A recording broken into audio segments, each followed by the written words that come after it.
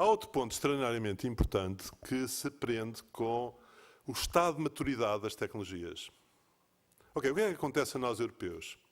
Nós europeus temos sido praticamente pioneiros em quase todas as tecnologias. Desde que eu me lembro, a World Wide Web foi inventada no CERN. Nós em 2000 tínhamos serviços baseados em localização em Portugal, em telemóveis, na TMN e na Vodafone pelo menos, que era a Telecel.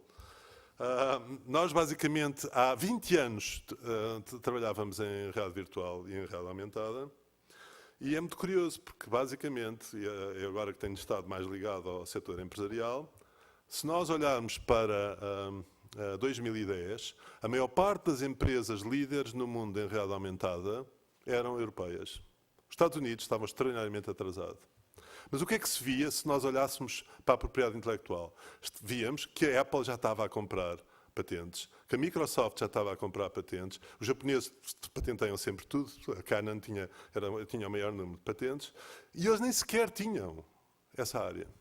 E o que é que acontece 6 ou 7 anos depois? É que a grande maioria das empresas europeias ou foi comprada ou faliu nesta área, e basicamente quem vai dominar a realidade aumentada e a realidade virtual são os grandes gigantes do costume. Ok.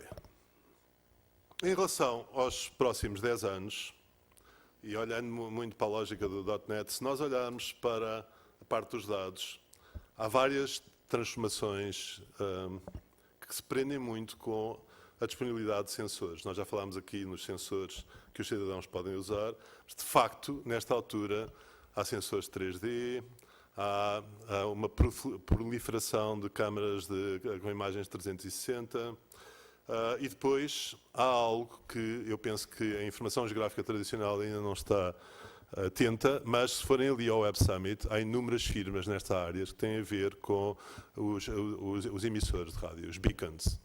Eu ontem falei no Canada Day Summit, porque a Widens Global agora está cotada na Bolsa do Canadá, e havia 3 empresas canadianas só para beacons. E colocam os beacons nas utilities, os beacons em indoor, os beacons nas zonas onde o GPS não funciona. E, portanto, há todo o tipo de fabricantes dos beacons, desde a Apple a $30 até aos fabricantes chineses a $3. Okay? Há depois inúmeras diferenças também na parte analítica, porque temos uma quantidade de dados enorme, temos de facto os progressos na inteligência artificial, muitos deles vêm do passado, mas agora têm finalmente sentido e estão mais amadurecidos. E depois há algo muito curioso que tem a ver com o facto de as ferramentas tradicionais de análise de informação espacial estarem a ser usadas nas mais variadas áreas. Aliás, há um doutorado do National Center for, agora já não se chama assim, mas o Departamento de Informação Geográfica da Universidade da Califórnia, da Santa Bárbara, Kirk Goldsberry, que se transformou numa estrela jornalística porque trouxe Special Analytics para a NBA. De tal forma que ele agora, para além de ser professor na Universidade do Texas em Austin, é também o consultor para essa área dos San Antonio Spurs da NBA. Mas enfim, mas de facto há algo muito curioso. Um dos pontos importantes que poucos portugueses sabem é que a nossa Seleção Nacional de Futebol utilizou Spatial Analytics desenvolvidas pelo Duarte Araújo da FMH. Aliás, a Harvard Business School vai fazer um case study só sobre a seleção portuguesa de futebol, porque, ao contrário do que as pessoas julgam, não foi só Jesus ou Deus e o Ronaldo que nos deu a vitória. Há um trabalho por trás no futebol que vem da FMH, do Duarte Araújo, na área da psicologia, em todo o setor da psicologia, todo o setor da medicina desportiva, que criou as condições para nós ganharmos o europeu, para além da sorte que tivemos. Mas, de facto, uma das áreas cruciais, porque eu acompanhei isso, foi, de facto, o trabalho do Duarte Araújo, porque o Duarte Araújo chegou à conclusão, de facto, que os jogadores, na fase defensiva, não deviam ter um afastamento superior a 8 metros, okay? Impedindo quaisquer penetrações em tabela. Ok, mas obviamente a área em que eu mais trabalho tem a ver com visualização. Eu devo confessar que a viagem tecnológica que mais me impressionou na minha carreira, na minha vida, foi a Moscou há 4 anos. Porque, não sei se sabem, mas 80% das aplicações do iPad são desenvolvidas na Rússia e o Pentágono proibiu o iPad. Mas há uma área que poucas pessoas sabem, porque muitas vezes os russos trabalham demasiado para o mercado interno, que tem a ver com toda a componente de visualização e de ecrãs. Há 5 anos, uma firma chamada Displayer ganhou o Russia Innovation Cup e vale a pena ver o que eles produzem, porque são uma nova geração de ecrãs de vapor d'água para PCs, que permitem imagens 3D, permitem touchscreen, para além de, porque têm vapor d'água, permitirem um dia simularmos odores e os outros sentidos. Mas, de facto, o que está na ordem do dia é o aparecimento dos óculos de realidade aumentada e também de realidade virtual. Neste momento, todos os grandes fabricantes estão a desenvolver óculos desse tipo. Nós conhecemos uma firma italo-suíça-americana que está já a desenvolver sistemas para os óculos normais, com um dos maiores fabricantes do mundo de óculos. Portanto, nós vamos poder usar os óculos normais em realidade aumentada. E depois há muitos desenvolvimentos também em holografia. Os slides que eu coloquei aqui vêm de um trabalho que nós fazemos noutra empresa, que é a Audience Entertainment, com a Barco. Portanto, não sei se lembram dos projetores Barco. A Barco agora especializou-se em projetores de larga dimensão. Hoje em dia conseguem projetar num campo de futebol, por exemplo, como um ecrã. E portanto, isto é uma brincadeira que nós decidimos fazer para o estuário do Tejo. Fomos ter uma reunião com o Monsenhor no Cristo Rei e dissemos-lhe: este é o ponto ideal para fazermos projeções sobre o estuário. E agora vai ver o Benfica Sporting, não sei se nos deixa filtrar as imagens do Benfica Sporting e projetar a laser sobre o estuário. E ele foi porreiro e disse que sim. Depois não conseguimos encontrar o projetor a laser adequado. Mas outra das ideias que nós temos é criar uma nuvem de vapor de água entre os pilares da ponte. Aquilo está errado porque os navios acho que chegam de manhã e vão embora à noite, mas pode ser goodbye em vez de ser welcome. Mas enfim, de uma forma mais séria, nós começámos a trabalhar com o LNEC para tentar projetar sobre o estuário do Tejo as correntes, para explicar a dispersão dos poluentes no estuário. E esse é um projeto que realmente que a crise não permitiu implementar, mas que ainda está na lista dos meus desejos. Portanto, como eu disse, de facto, vai haver um enorme desenvolvimento em realidade aumentada por causa do aparecimento dos óculos. Este ainda é o projeto do Google Glass, mas todas as firmas, Samsung, Huawei, estão todas elas, a Apple, estão todas elas a desenvolver óculos. Mas há outros projetos, verdadeiramente, em visualização de informação geográfica únicos. E um deles vem de uma firma chamada Zebra Imaging, que faz hologramas, que imprime hologramas. Esta firma começou por fazer um projeto para a Coca-Cola imprimindo o holograma para as latas e basicamente 3 meses depois chegaram à Coca-Cola e a Coca-Cola disse: olha, não tem outras ideias, é só isto que tem. E a empresa ia ainda à falência, mas teve uma ideia brilhante. Nessa altura havia a guerra do Iraque e todo o exército queixava-se que não conseguia ver os computadores no teatro de batalha porque havia luminosidade. Então eles imprimiram o Iraque todo em hologramas, em folhas como esta. Okay? E, portanto, o exército vai para o terreno de batalha, depois ainda por cima, sorte, entre aspas, tiveram a guerra do Afeganistão, e, portanto, basicamente, o exército move-se com estas... portanto, isto é um regresso ao passado. Tínhamos as folhas de papel e agora temos folhas holográficas em que chegamos ao teatro de batalha e imprimimos o holograma. Mas isto é algo bastante curioso e nós já pensámos fazer isso e trabalhar com eles noutros projetos. Ok.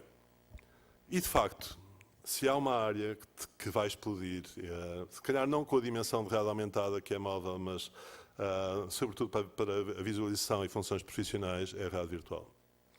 E a realidade virtual é muito cara porque em 1986, há 30 anos, um grupo de pessoas, entre os quais eu e o engenheiro Rui Gonçalves Henriques e o General Morato Nunes, fomos chamados ao então Secretário de Estado do Ambiente, Carlos Pimenta, e o Carlos Pimenta disse: nós queremos que um dia todos os portugueses possam em suas casas avaliar os impactos dos projetos que nós vamos agora desenvolver no âmbito da entrada da União Europeia. E nós começámos a estudar o que estava a passar na informação geográfica, quais eram as tendências, e também não havia internet. Reparem, nós falávamos com o PT e a PT disse: a internet é péssima, nunca vai acontecer, e nós queremos é o Telepac, temos a Telepac para vos oferecer. Nós começámos a perceber que todo o custo da obtenção de informação, de informações por satélite, a fotografia aérea, as capacidades dos computadores iriam permitir ter ferramentas completamente diversas daquelas que existiam na altura, e tropeçámos em rádio virtual. E na altura ficámos completamente convencidos que tudo ia passar por rádio virtual. Com óculos ou sem óculos, as pessoas estariam em casa e poderiam voar e ver os impactos das autoestradas que estavam a ser construídas, das barragens e assim sucessivamente. Mas nós não só imaginámos, nós desenvolvemos, e em 98, no Pavilhão do Território, havia algo que muitas pessoas julgavam que eram projeções de vídeo, mas não eram. Eram basicamente a exploração virtual em tempo real do país. Este foi um projeto único. Eu, em 98, 99, estive nos Estados Unidos e dei aulas nas melhores universidades americanas e toda a gente ficava, uau! Estávamos anos à frente. Mesmo anos à frente. Nesta altura, nós unimos aos holandeses e finlandeses e tentámos, com a Agência Espacial Europeia, criar uma infraestrutura global baseada neste princípio. Nós tínhamos os algoritmos. E, essencialmente, a Agência Espacial Europeia e muitas outras figuras europeias não acreditaram. Não havia banda larga. Ok, nessa altura, o Al Gore escreveu um documento chamado One Digital Earth, que inspirou a várias empresas, uma delas a Keyhole, que se converteu mais tarde no Google Earth. E o resto é história. E é uma história triste. Mas basicamente, e tentando nos animar um pouco, no outro dia estava a revisitar os trabalhos dessa época, e um dos trabalhos mais fantásticos que foi feito foi o Virtual JS Room. Aliás, eu acho que quando nós publicávamos estes artigos, as pessoas não acreditavam que eram reais. Aliás, se submetermos este artigo agora, somos aceitos imediatamente. Eu tive numa conferência Geo3D onde homenagearam Portugal, porque estávamos pioneiros há uns anos. Um tipo chega lá e aquele velhote, vamos homenagear, porque criou o campo há 20 anos. Epá, e basicamente apresentei isto e eles não acreditavam. Basicamente isto era um quarto virtual, com uma mesa virtual em 3D, com as cartas temáticas na parede, tudo virtual, em que eu basicamente puxava a carta, colocava na mesa e depois simulava um fogo florestal, simulava os ventos e comunicava com Excel e via área ardida. Epá, ainda não há isto. Fizemos isto há 20 anos. Ok? E, portanto, algo que eu gostava de animar tudo é que, felizmente, o tempo chegou. E nós temos um conhecimento absolutamente brutal nesta área, em Portugal. Várias pessoas. O presidente, o diretor mundial da Associação de Rádio Virtual e Rádio Aumentada é um grande amigo de Portugal. É um polaco que frequentou uns cursos que eu dei em Vespucci e eu estive no júri dele do MIT e ele chamou-nos, é para vocês voltem e organizem-se. E basicamente, entretanto, porque é preciso ganhar a vida, nós continuámos a fazer voos e noutros âmbitos. E este é um que fizemos para o Rock in Rio, no Rio de Janeiro, em que obviamente há esta música, isto é um teatro, não é nada de sério. Fizemos com o Oculus Rift, as pessoas simulavam parapente e voavam sobre o estado do Rio de Janeiro. Ok, hoje já não é preciso aqueles algoritmos ultra complexos. Temos drones e helicópteros e todo o tipo de imagens e obviamente a qualidade é muito melhor, mas o princípio é o mesmo.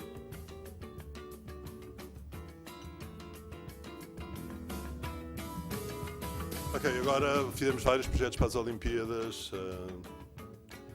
Ok, lots of fun.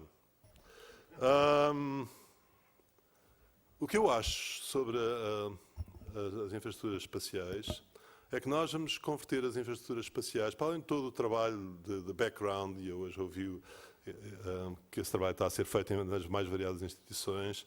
Vão ser browsers para informação geográfica no espaço e no tempo. E basicamente vão ser consultados localmente em dispositivos móveis e utilizando realidade aumentada. E remotamente eu acredito que finalmente aquelas discussões com o Carlos Pimenta há 30 anos vão se materializar e de uma forma ou de outra as pessoas vão utilizar a realidade virtual para explorar a informação geográfica nas mais variadas formas. Nós, entretanto, desenvolvemos inúmeras ideias baseadas no que é possível hoje. E o que é possível é verdadeiramente fantástico e traz para Portugal inúmeras vantagens, não só sob o ponto de vista analítico e profissional, mas também da própria publicitação do país no exterior. E cheguei ao fim. Agradeço muito a vossa presença e olhemos para o futuro. Muito obrigado. Muito obrigado por nos trazer uma visão crítica sobre a investigação e sobre o que se virá a fazer presentemente e no futuro, penso eu. Penso que há espaço para algumas perguntas. Não, Mário? Não sei.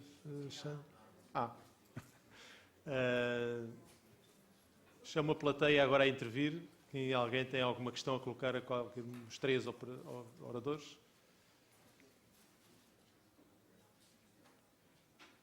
Sim. Espera aí, só acho que é um micro.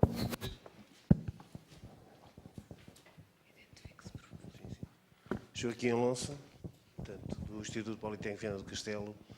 E,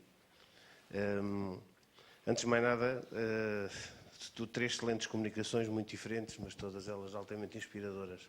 Paloma Abad trouxe-nos a realidade de Espanha. Enfim, eu penso que essa crise desse casamento com a Inspire é ultrapassável, penso, porque de facto o trabalho que tem feito é excepcional, excepcional. Depois o professor António Câmara, de facto, é aquilo que nos habituou, de facto, a imaginar, e a imaginação e essa abstração é extraordinária.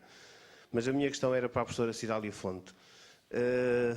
O assunto que nos trouxe de produção, incorporação, análise e utilização de informação a partir de meios voluntários a partir dos sensores, e a pessoa também enquanto sensor digamos, o grande desafio, ou um dos grandes desafios das infraestruturas de informação geográfica. Há projetos, alguns deles em Portugal, muito interessantes, alguns projetos deles em Portugal muito interessantes. Curiosamente não falou da componente da Citizen Science, mas estava implícita toda aquela parte introdutória. Há um projeto excepcional que, de alguma forma, tenho acompanhado na Europeia, que é o COL, portanto, que se provavelmente também conhece, e tocou na ferida, que é a questão da qualidade. Mas aí, eu penso que nós temos, um primeiro comentário, um pequeno comentário e depois uma questão. Eu penso que aí temos de dar um salto enorme na perspectiva de mudar. A qualidade pode ser normativa ou utilitária, e nós todos ainda continuamos a achar que algo que tem qualidade é algo que está conforme, como dizia a Paloma Abad, e eu acho que temos de passar para o salto, do lado do utilizador, a qualidade é aquilo que nos serve para resolver efetivamente problemas. Curiosamente, os últimos normativos, a ISA 19157 e 58, mostram-nos perfeitamente isso. A qualidade do lado de quem produz e a qualidade do lado de quem usa, e, portanto, altera-se muito da forma como o fazemos e que, inclusivamente, depois, a partir dessa avaliação, gerimos e garantimos qualidade. Digamos, nesse trabalho, nesse projeto, na sua investigação, de facto, esses novos referenciais da ISA 19157 e 58 estão a acontecer. Nós estamos envolvidos em 2 projetos europeus em que temos precisamente essa função, que é desenvolver metodologias e ferramentas de avaliação e gestão da qualidade, e estamos interessadíssimos em partilhar, experiências e desenvolvimento, porque pensamos que é por aí o caminho. Quantidade mais utilizadores, cresce em exponencialidade a importância da questão da qualidade, e penso que os referenciais muitas vezes usamos de avaliação de qualidade já não servem. Vamos ter que ir por aí. Portanto, era no sentido, qual é a vossa experiência relativamente à aplicação desses 2 referenciais e do interesse, de facto, em partilhar há alguma possível investigação nessa área, algum trabalho? Temos, Sim. inclusivamente, hoje alunos em doutoramento nessa área. Sim, obrigada pela questão. Portanto, é verdade que o paradigma da qualidade, para já tem duas vertentes. Uma é a qualidade do produtor, a avaliação da qualidade pelo produtor, e outra é o chamado fitness for use. O que nós queremos é a informação que sirva para aquilo que nós queremos. E a informação que serve para umas coisas não serve para outras. Portanto, a avaliação da qualidade é em função da utilização. Quanto às medidas ou como avaliar a qualidade,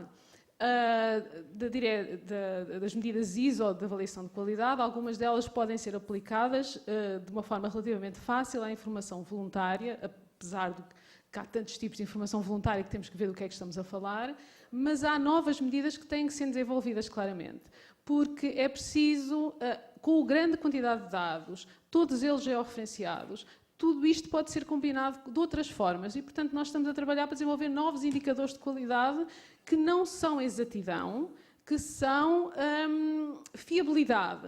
Até que ponto podemos confiar na informação? Porque se temos informação redundante e toda ela diz a mesma coisa, temos um grau de confiança naquela informação maior do que se tivermos só um dado a dizer determinada coisa, não é?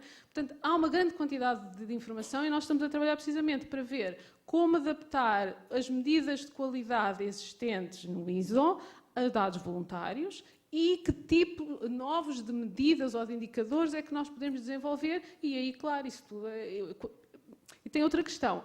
Devem ser tanto quanto possível automatizados, porque como a informação voluntária está sempre em constante mudança, nós não nos podemos dar ao luxo, vou avaliar a qualidade disto. Demora uma semana, ao fim da semana já estás atualizado. Portanto, tem que ser processos automáticos, tanto quanto possível, porque a informação é dinâmica, não é uma informação estática.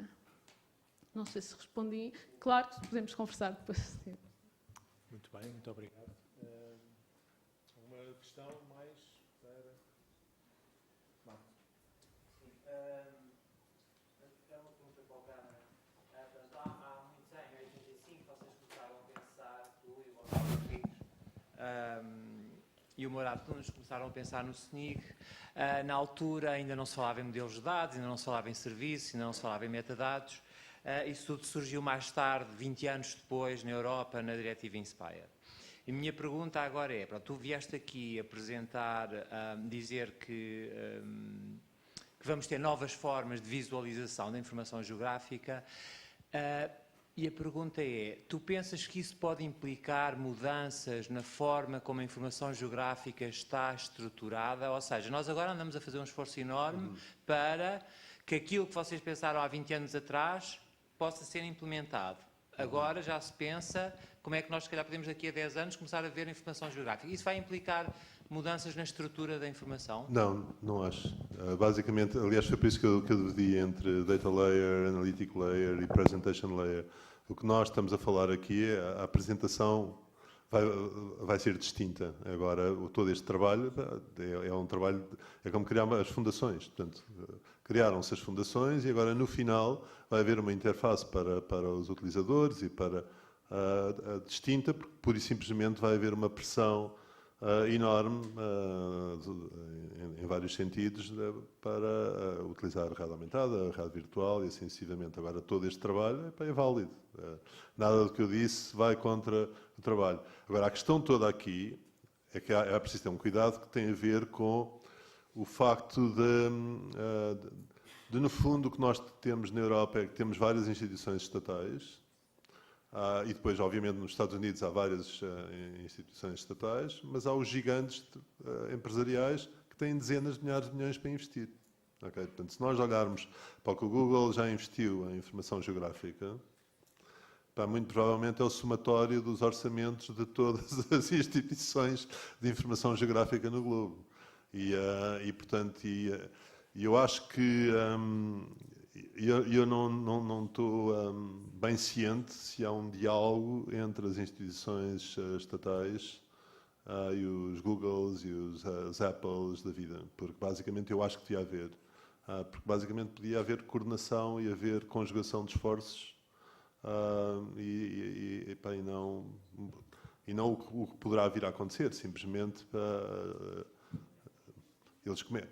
Porque reparem, onde é que eles vão ganhar dinheiro? Portanto, a questão toda é que eles estão há muitos anos a investir e ainda só agora começam a ganhar ligeiramente dinheiro. Eles vão ganhar dinheiro em realidade aumentada no Street View, em que uma pessoa chega a um sítio e tem os restaurantes e os anúncios e vão ganhar com a parte profissional, mais tarde ou mais cedo. E, portanto, eu acho que é algo que eu não domino, mas eu acho que é algo que é verdadeiramente recomendável.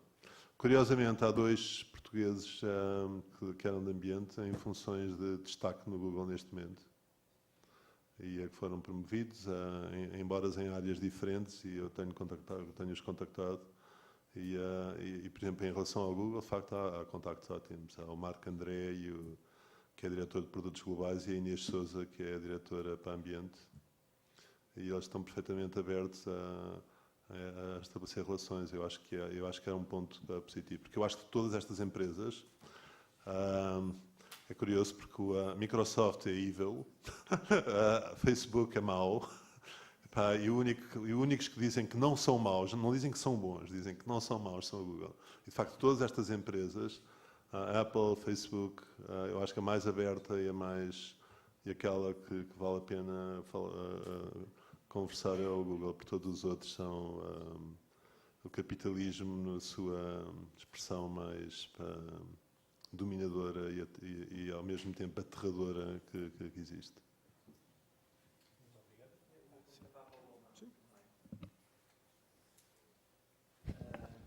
Primeiro, Paloma, obrigado por vires e pela apresentação tão viva e inspiradora também. Nós, em Portugal, também estamos a reduzir o número de conjuntos de dados geográficos. Portanto, essa tem sido a nossa estratégia. Portanto, reduzir o número que estamos a reportar para a diretiva Inspire. A minha pergunta para ti é, vocês, para o mesmo tipo de conjunto de dados geográficos, vamos supor, altimetria, estão a reportar diferentes escalas ou reportam só um conjunto de dados geográfico nacional para a altimetria? Porque, como sabes, a União Europeia nada diz sobre as escalas de informação geográfica. Vale. Inspire no habla de escalas, no dice nada. En algún momento de la directiva dice que tiene que darse el feature más óptimo. Entonces, ¿qué es el más óptimo? Se entiende que es el que más detalle tiene. Entonces, yo creo que cuanta más escala tengas, informar ese. Pero claro, luego yo con Emilio estamos hablando y decimos, hombre, a un europeo le puede apetecer 1.000.000 o 200.000. ¿Para qué va a coger el dato detallado para generalizarlo? Entonces, yo creo que des los features a todas las escalas para facilitar la vida a todo el mundo que quiera utilizarlo. Pero Inspire solamente te pide uno y yo creo que es el de más detalle. Pero para facilitar la vida, pues... Sí, vamos a reportar a diferentes escalas. Sí, vamos a hacerlo. Como no dice que no, pues como la Comisión Europea no dice qué datos quiere, no dice qué escala, por ejemplo, las direcciones, la calle y el número, ¿a qué escala le interesa? Los ríos, ¿a qué escala le interesa? Pues nosotros lo vamos a dar a las escalas que lo tengamos y que podamos. E agora, vocês quando entregam na vossa nova estratégia, os conjuntos de dados geográficos são nacionais, ou seja, não entregam só para uma região ou para outra, não, quando entregam é tudo. Uno obligado que va a ser nacional. Y luego, si la región quiere informar, también se le va a permitir. E como é que fazem com as Canárias? ¿El escenario ahora? As Canárias? Ah, las Canarias. Vale, las Canarias, justamente la semana pasada, nos han dado los metadatos. O sea, poquito a poco, las Canarias... ¿Por qué las Canarias?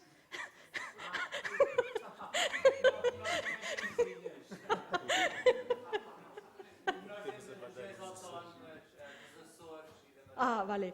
Pues mira... E no nosso caso são as regiões mais ativas, sobretudo os Açores, têm tido um trabalho muito ativo nas infraestruturas. Pues os cuento. Las Canarias, curiosamente, tienen metadatos de servicio, desde siempre, pero no tenían metadatos de datos. Y la semana pasada ya nos han enviado los metadatos de datos. Es como todas las comunidades. Depende mucho de la política y del jefe del momento. Está claro que la prioridad de cada región es diferente, pero poco a poco yo creo que Inspire va cayendo. Não sei se há mais alguma questão a colocar.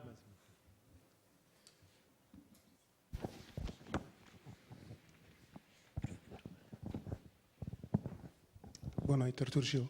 Para o professor António Câmara, o professor acha que essa opção pela normativa que temos na Europa, embora a Comissão Europeia diga, por exemplo, o Inspire vai ter impacto a nível dos negócios privados, disso tudo, o Copérnicos vai ter impacto também para criar novos negócios e novas ideias de negócios, acha que essa opção pela normativa é causa desse atraso europeu? Porque, de facto, há uma ideia que passa, mas depois não se concretiza nas ações? Bem, houve normativas europeias que criaram indústrias como o GSM e depois o MP3. Portanto, eu acho que não é... Depois há outras que foram ultrapassadas por standards de facto que a indústria adotou. Eu acho que a informação geográfica é um problema... Eu acho que não é um fator de atraso. Portanto, aquele trabalho que está a fazer não é de forma nenhuma um fator de atraso. Eu acho que o fator de atraso tem a ver com outros fatores que não se prendem com as instituições de informação geográfica, mas no ambiente geral da sociedade. Portanto, se vocês forem ali ao Web Summit, há para aí 40 ou 50 startups em informação geográfica nas mais variadas áreas em todo o mundo. E elas vão criar as infraestruturas, vão se adaptar ou não, vão usar aquilo e a maior parte delas não são europeias. Portanto, a parte dramática é que a maior parte delas não são europeias. E eu acho que mesmo em relação às instituições estatais, esta ajuda de novas empresas e de novo sangue era extraordinariamente importante. Depois tem que ser conciliado, mas em si a normativa não... Eu acho que as normas em alguns pontos foram muito importantes, de facto. Mas depois, de facto, por exemplo, o caso dos telemóveis, a Nokia tinha um presidente que apostou nos telemóveis e a empresa quase faliu e ele suicidou-se. E 2 anos depois, a Comissão Europeia aprova o GSM e a Nokia transforma-se durante alguns anos na maior empresa europeia, por causa dessa norma. E depois, basicamente, a Europa teve sempre...